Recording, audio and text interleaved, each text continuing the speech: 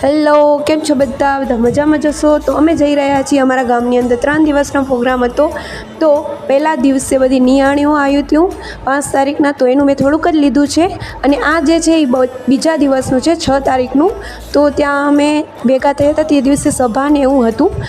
ત્યાં અમે નહોતા ગયા. પછી અહીં પાસે લાઈન જોઈ રહ્યા છો જમવાની.